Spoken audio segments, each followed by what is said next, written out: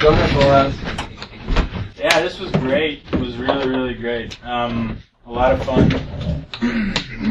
And obviously intentional all the way through. So I just have pitch jokes, really.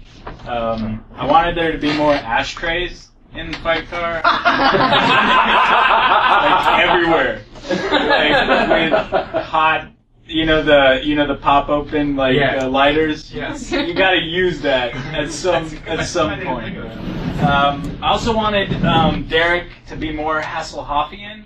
Like maybe something about like him singing in German, or just kind of hit that beat. You should have stint as a lifeguard. That's what I was gonna like. Yeah, maybe a picture of him like on the beach.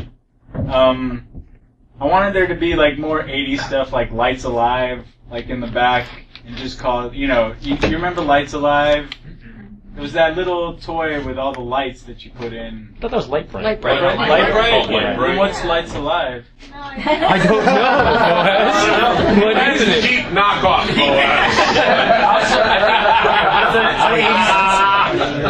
Maybe it was an Israeli thing. You guys wouldn't know it. It was a Hanukkah thing. Lights Alive. Especially, you put them on top. Yeah, seriously. Oh, yeah. I also thought that you could get a little bit of a joke if, like, he hits on Siri. If somebody's on Siri and he's like, "Whoa, who is that chick?" or something. I wanted there to be fuzzy dice and the beads on the seat, like, that shit. Also, I think it'd be funny if there was like something wrong with him that was like a serpentine belt that was always like squeaking, loudly. And the Angelina Jolie, I just wanted him to be like, who is that? Like, because he'd have no fucking earthly idea. And where's Farrah Fawcett? Maybe he could like have some old stories about old-timey actresses who, Derek Fight made in the back. Yeah. She's John Voight's daughter, so you say, that's John Voight's daughter. Chelsea. Yeah, I mean, I thought this was really funny. I think that, and obviously you do this intentionally a lot, but I think there were also a couple of times when the recap was a little much, and I wish that I could cite specifically where I thought that happened, but it just, like, sometimes it got a little overbearing. Otherwise, I feel like at some point you could call out Rebecca's behavior, Derek could say something to her that had sexual implications and she could be really grossed out by it, or, when she says the most sexual thing about, like, the thing about Crime's vagina, he could just say something and she could be like, no, it's not a sexual thing, like, why are you such a pervert? And I also thought that, in the part where, she's like, the fire, escaping from the fire, that whole part felt like I didn't necessarily need all of the cars in the garage talking, and I felt like she should just go straight to this car for whatever reason, because it's the most convenient or has the biggest trunk. And I guess I have something else to say, but I don't know what it is, so you can come back to me. Ashley. Yeah, I thought this was very funny. It was a polished piece of work. Well done. My comments are pretty minor. I thought there was the daughter, and then there was the other daughter of the accountant guy, or the insurance adjuster guy. Yeah. And they just seemed a little similar to me. Both sort of this sort of overly sexualized young ladies.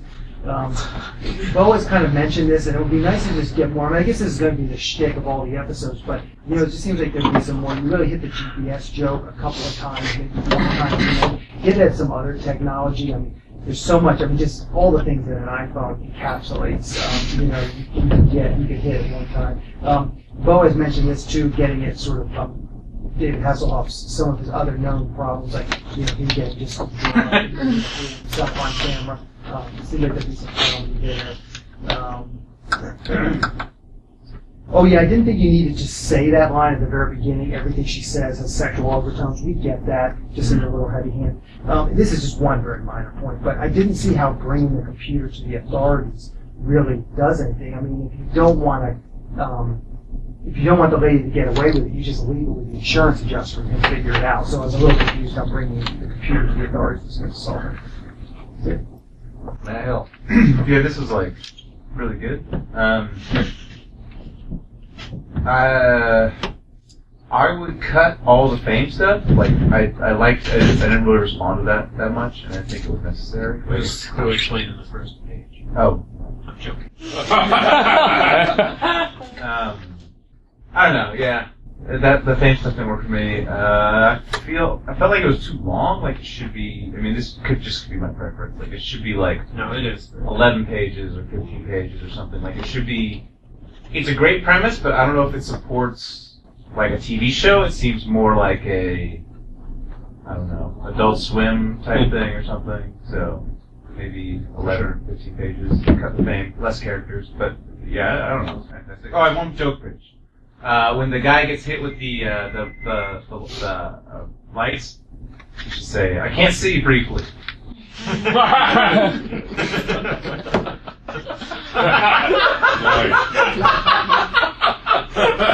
I just like when they say what I want them to.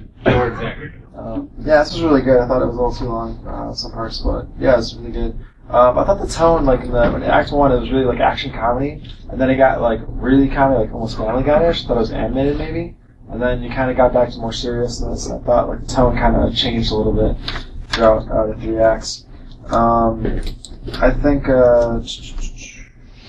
Jesse's motivation, I think she, in the beginning when you first introduce her, she doesn't want sex, and she wants sex, she doesn't want it. And I think like you just have to keep her always wanting sex.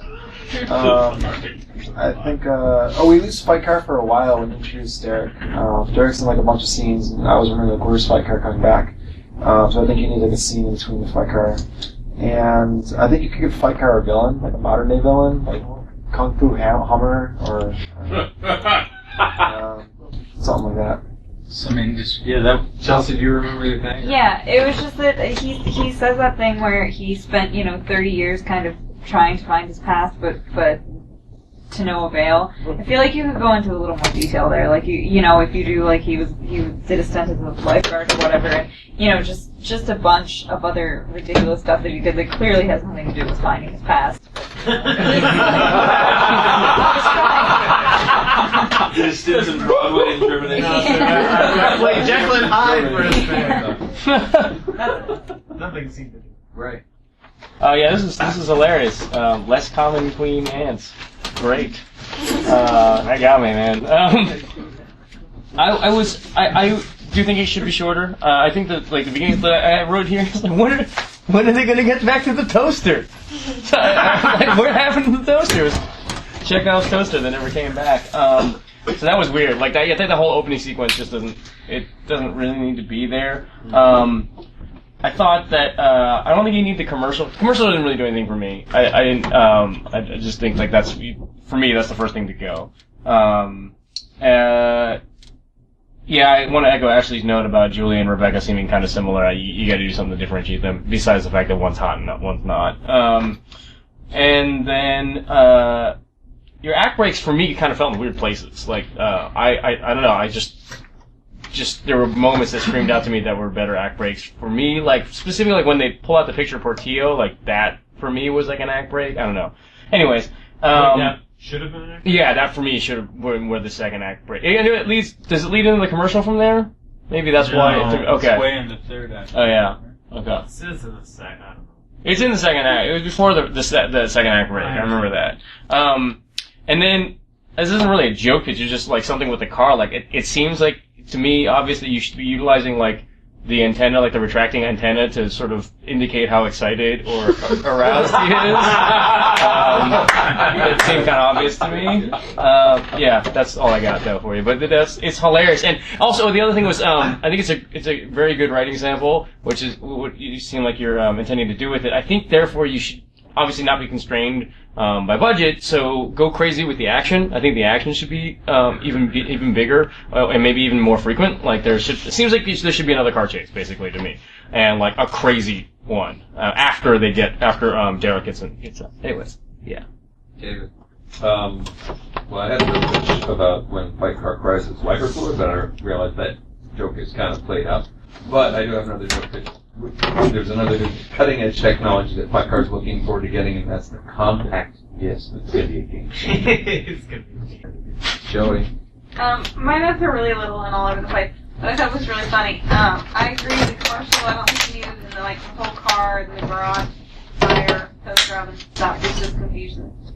It didn't set up the story well. And then I also thought there should be something about his cassette tape player and, how proud he is of that. It felt like Derek when he was introduced because he was trying to steal back the rent money he had paid. Like, he didn't come across overly sympathetic, and then the next scene he really was, like, Fight Car. It really hurt his feelings.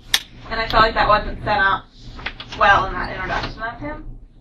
And then I thought when Fight Car was calling, and he's calling on the rotary phone, there should be some joke there, like, skipping my phone so speedy, I'll be able to get, a minute waiting.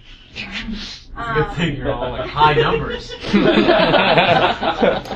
then there's just a line where she's like, nothing will stop our love, or nothing will silence our love, and then he kisses her, and then she just keeps talking normal. I feel like either the kiss should silence her, or she should start talking even more at that point. So there should be something. That was weak. I thought what worked about like some of the jokes, like the mapping ability, was you move the joke forward by explaining more of the mapping ability, like hold the map up to that robot eye and stuff like that. Yeah, exactly. I felt like when the joke was moving forward like that, it worked. Somebody said you hit the mapping joke one too many times, but I feel like as long as you show us some other crazy minuscule aspect, like the robot hand coming out of the glove box or something. So as long as you continue to hit that joke and add some newer element to it, I think it works. He also didn't cover like the price of gas. I think he shit his pants. Also, like a confrontation with like a full electric car, he has to be mystified. Like, how does the cord stay in? Like it's completely alien technology. How does the cord? Like yeah. Yeah. It has a really long Yeah, exactly.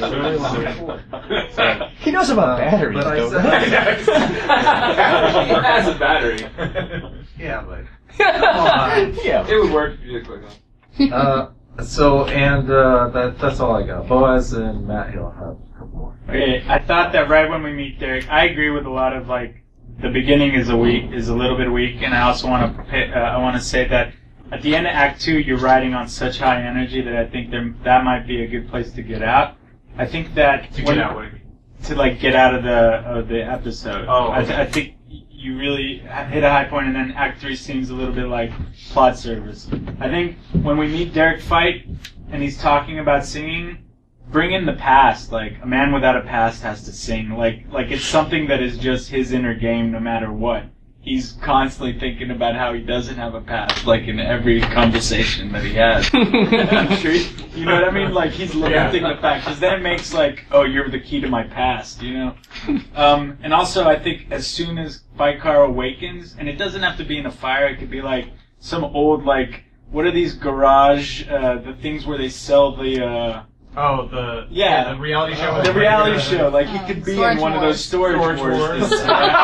And he just comes out, and that's how he awakens. I think that he needs to have a bad guy that could carry you into the future, like a KGB, Soviet, 80s anachronistic bad guy that Fight Car is obsessed with. He's like, what's happening with them? We need to get them. Okay, Claw. We need to get Claw right now. And like, he's just completely obsessed. It gives Fight Car another thing to OCD obsess about. And it could lead to like endlessly, this episodes could go on forever if at the end in the Act 3 you see like, somebody's radar comes up and it's Claw and he's like fat and like, oh my god, Fight Car's back. And he like lives in LA and he sells, I don't know, he like works at a kiosk. He sells speakers out of the back. Just real quick, I think these pasts are always like super mysterious. Like, I think it'd be funny if his past was just super simple. Like, I went and searched my past. Turns out I was a construction worker in Van Nuys. But I didn't like it. I drove a non-talking car. Fight Car tells him at the end, you're a construction worker in Van Nuys. You know? Boaz, last comment. Yeah, Lights Alive, guys. It was. Oh my god! I have it right here. It's Play School Lights. So you guys can either send me apology. No, thank you very much, you guys.